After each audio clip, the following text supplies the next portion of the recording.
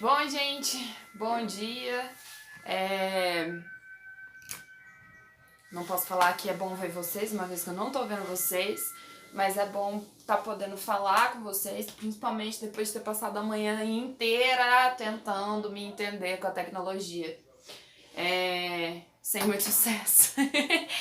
A gente precisa saber. É o Bakhtin que fala, né? Que o leitor que é competente, ele é capaz de ler e interpretar o mundo nas suas diversas modalidades, né?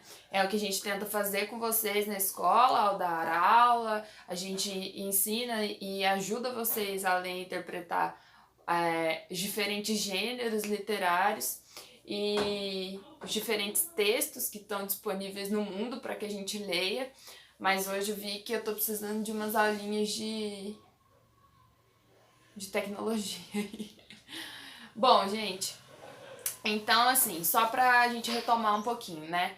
Eu deixei uma atividade para vocês lá no Plural sobre coesão e coerência, porque, como eu comentei com vocês lá, algumas, assim, a maior parte das redações da verdade me deixou preocupada em maior ou menor grau, tá? Hoje eu vou falar um pouco para vocês sobre os gêneros literários, mais no intuito de retomar e voltar um pouco ao pique das nossas aulas de língua portuguesa, do que para fazer uma conexão exata com o que eu passei da atividade, tá? Então a gente vai voltando ao nosso pique aí lentamente, tá? Eu vou fazer uma retomada lá de coesão e coerência, a gente vai continuar. Hoje, então, a gente trabalha com literatura, tá?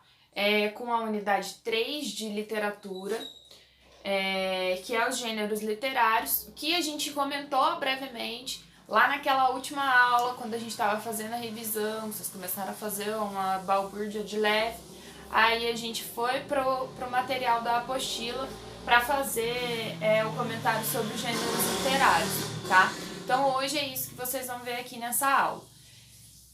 Mandei a atividade de coesão e coerência para vocês e vou continuar com esse material tanto nas atividades quanto na nossa próxima aula, tá? No nosso próximo vídeo. Para que vocês não fiquem aí perdidos pensando o que uma coisa tem a ver com a outra. É isso, tá? Lembrem-se que a gente tem 3 frentes, então a gente tem que trabalhar um pouco de cada coisa, tá? Bom, pessoal, é bom estar tendo a oportunidade de falar com vocês. A gente não sabe quanto tempo vai demorar essa situação, né, da quarentena, desse isolamento social. Então a gente precisa tentar levar a nossa vida da melhor forma possível, né?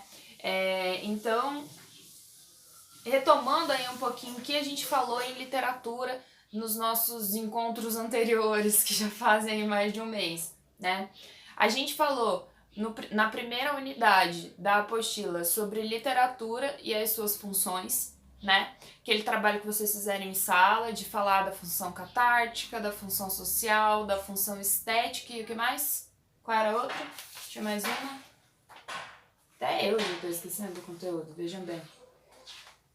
E da função cognitiva, né? Cada um fez análise lá de uma parte de uma poesia ou de um texto em prosa, para que a gente ilustrasse e entendesse melhor qual é a função da literatura, quais são as funções, né? Falei para vocês em sala de aula que ela não tem necessariamente só essas, tem mais, e que os textos eles não necessariamente têm uma função só para cada texto, né? Nos textos a gente pode encontrar mais de uma função da literatura, né? Bom, quando a gente coloca assim que a literatura tem uma função, a gente coloca como se fosse de uma maneira pragmática, né? Que o texto literário tivesse um fim, né? Quando eu pego uma tesoura, ela tem uma finalidade, ela tem uma função, cortar papel ou algum outro elemento. O texto literário, não necessariamente, né? Ele não tem que servir para alguma coisa, porque ele é um objeto artístico, né? Vamos pegar aqui, por exemplo. Isso aqui tem alguma função? Não, é é um objeto artístico, né? Ele não precisa servir para alguma coisa. A literatura funciona assim também, né? Mas a literatura tem uma raiz, uma base, que é a estética. Então, ela é um elemento que é feito para emocionar.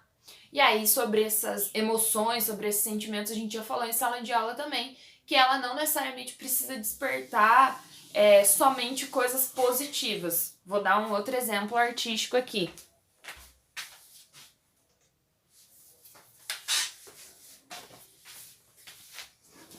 Esse quadro, por exemplo, é uma obra de arte. Ele causa alguma emoção em vocês? Pode ser que sim, pode ser que não. Vocês podem gostar das cores, vocês podem não entender o desenho, vocês podem achar a cara da moça feia e por aí vai. Mas esse julgamento crítico que vocês fizeram, ele já desperta emoções, sentimentos, pensamentos em vocês. E essa é a função da arte, tá? Fazer com que vocês reflitam de modo geral, tá? Aí a gente falou na nossa segunda unidade sobre linguagem literária, né? Linguagem literária é a mesma coisa de que uma linguagem jornalística? Não necessariamente. Linguagem literária, a gente escreve literatura da mesma forma como a gente escreve uma receita de bolo ou uma carta para uma operadora de telefone ou um ofício? Não, né? A linguagem literária, ela tem características específicas. E aí a gente viu lá na unidade 2 que a linguagem literária, ela vai se dividir a priori, né, primeiramente em poema, né, que é o gênero, né, é o modo como aquilo vai ser escrito na página, né, e ela pode se dividir em prosa, considerando o modo como o texto vai ocupar o branco da página, né.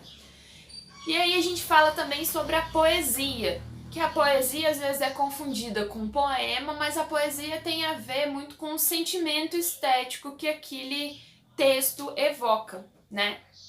Então ele pode emocionar, ele pode causar um estranhamento, você pode encontrar poesia não só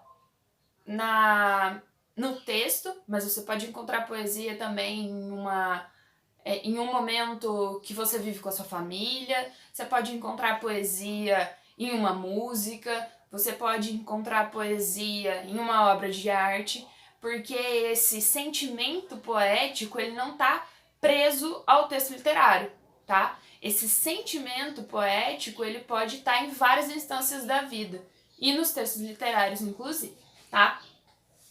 Bom, então, por literatura, por arte literária, a gente vai entender que é a recriação da realidade por meio das palavras, certo? Então, a gente vai contar uma história, vai expressar um sentimento por meio das palavras.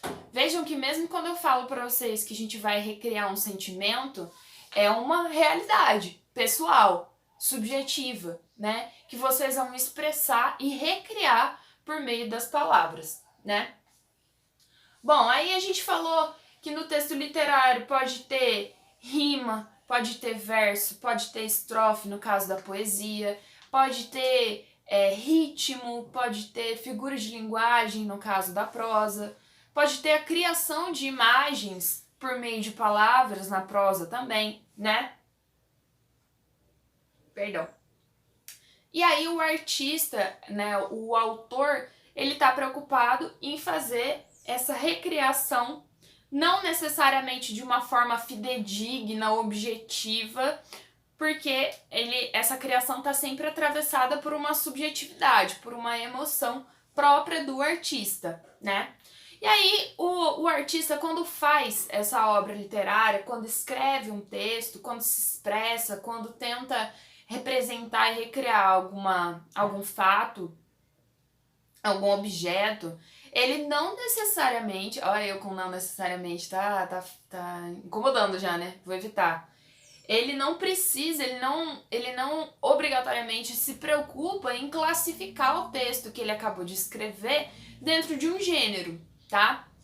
Mas aí a gente tem um candango que fala, eu não vou pegar porque tá longe, um candango que se chama Aristóteles, que na sua obra A Poética faz uma divisão inicial dos gêneros literários, tá? E aí a gente tem 3 gêneros principais, que esses gêneros a gente também já falou rapidamente lá em sala de aula. Cheguei a passar uma tabela para vocês e vocês comentaram em grupo, mas a gente tá retomando, tá? Então a aula de hoje vai ser bem curtinha. A gente tem o gênero lírico. O gênero lírico, ele normalmente se expressa na poesia, né? Então a gente tem a poesia lírica. A gente normalmente tem um uso da primeira pessoa. Então sou eu, primeira pessoa, falando sobre as minhas emoções, sobre os meus sentimentos, sobre a minha autoexpressão, tá? Então, na poesia lírica ou no gênero lírico, a gente tem esse eu lírico, ou seja, é o cara que fala dentro do poema, falando sobre as suas emoções, tá? As suas emoções, elas são a expressão deste mundo interior, tá? Então, eu dei para vocês exemplos vários em sala de aula, mas a gente está passando por um momento de isolamento social agora.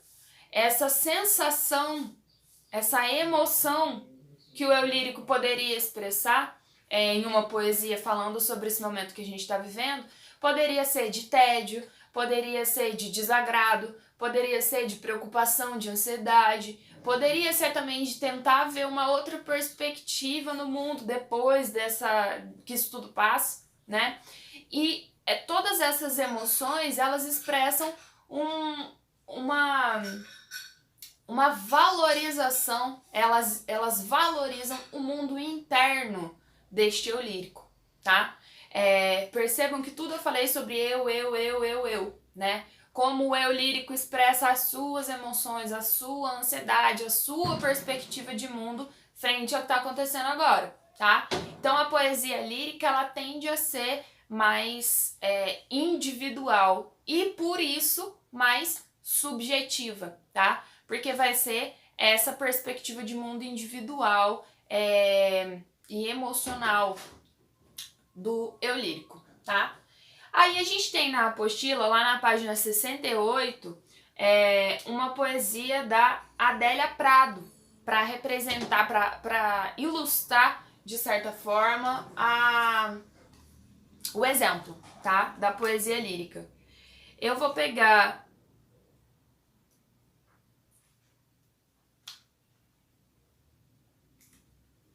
um outro poeminha dela, que é um pouco menor,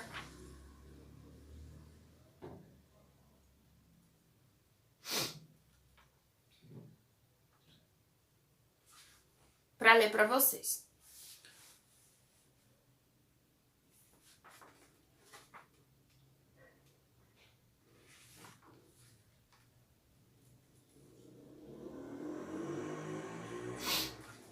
Eu gosto de vários.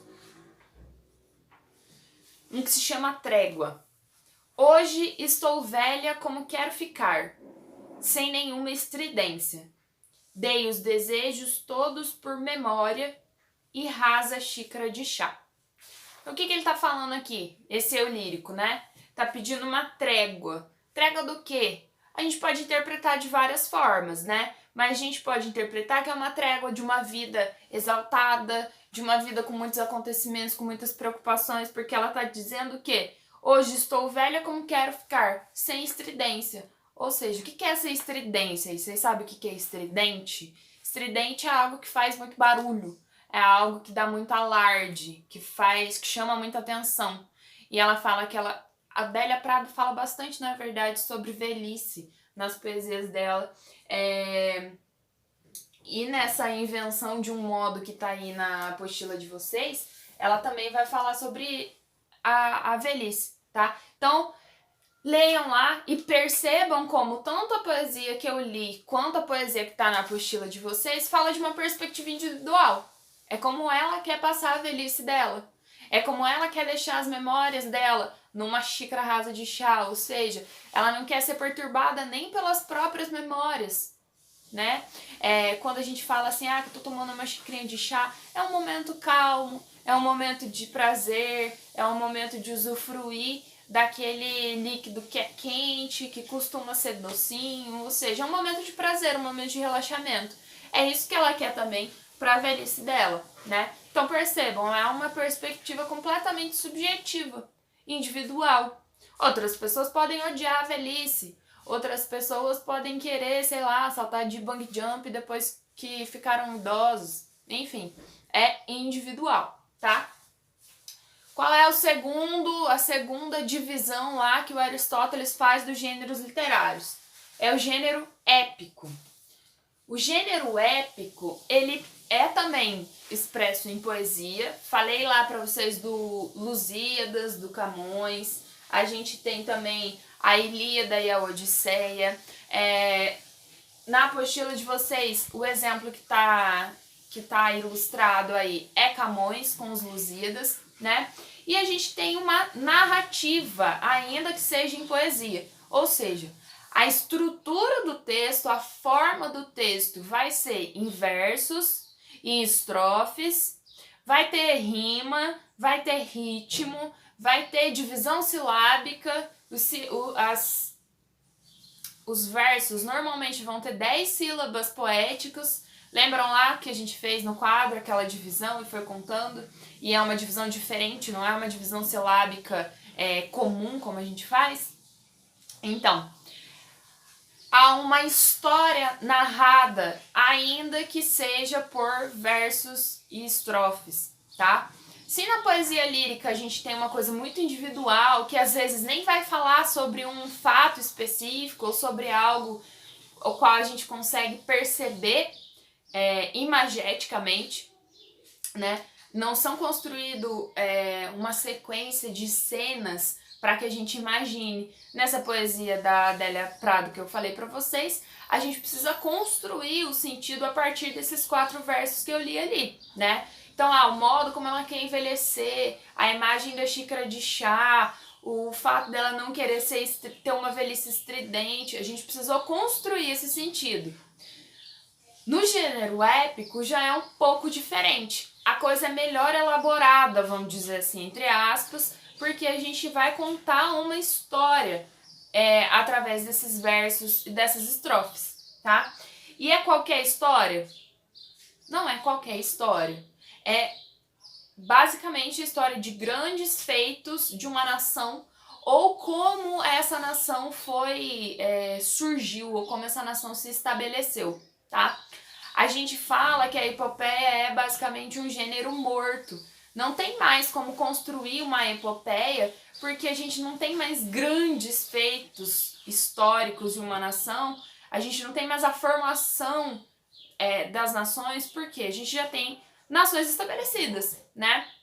O Brasil tem vários anos de existência, a Europa tem vários anos de existência, e a gente precisa também, para que haja epopeia, não só a formação de uma nova nação, mas que essa nação tenha grandes feitos, né?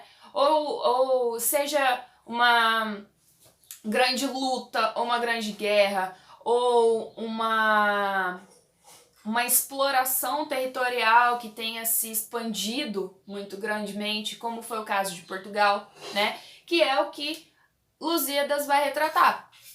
Os Lusíadas vai retratar as grandes navegações portuguesas, né? E aí lembra que eu falei pra vocês lá que é um gênero que é narrativo? A narração precisa de personagem, a narração precisa de tempo, a narração precisa de espaço, a narração precisa de um narrador, tá? E isso tudo a gente vai encontrar no gênero épico, na epopeia, tá?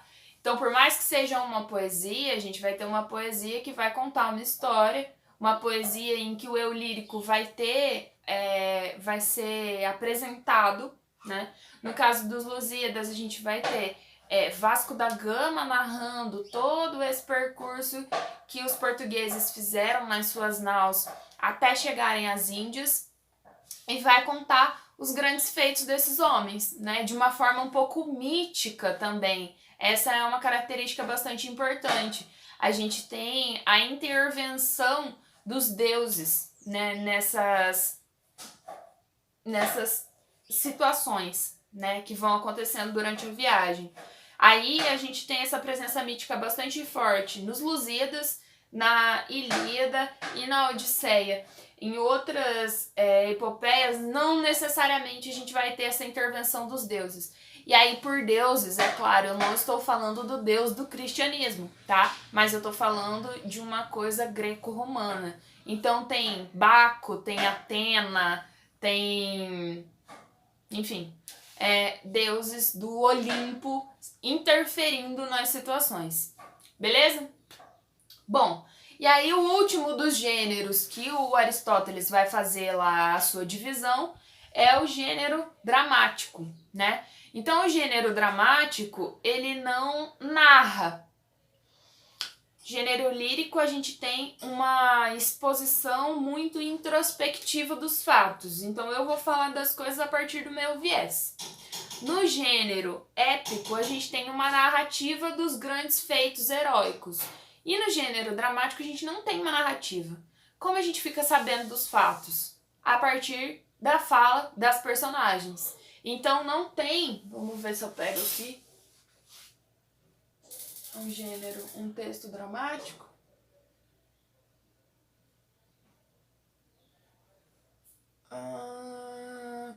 Cadê?